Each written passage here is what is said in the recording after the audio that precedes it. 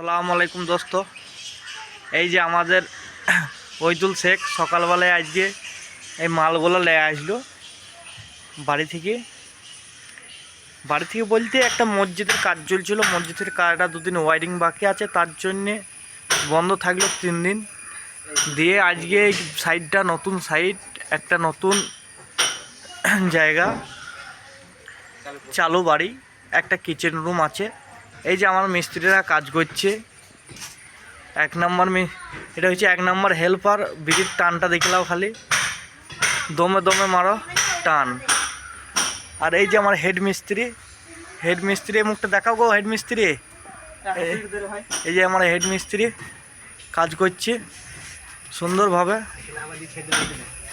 এই যে কত সুন্দর ভিউ। আর দেখো এখানে কুয়ুতে পানি তোলে। এই যে কুয়ু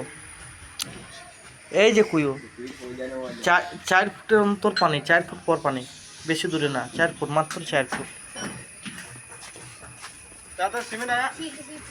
আমি ফোন করলাম। এই যে আমাদের আর এক মিস্ত্রি বলছে আমাকে মিস্ত্রি বলবা না, আমাকে হেল্পার বলবা না, আমাকে সিনিয়র হাফ মিস্ত্রি বলবা।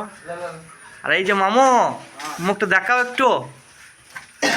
এই যে আমার মামু আজকে দেখো চুলুর ঘরে কাজ করে। এইটা হচ্ছে কেরালার চুলো, রান্না করা উনুন, বাংলায় যাকে বলে উনুন।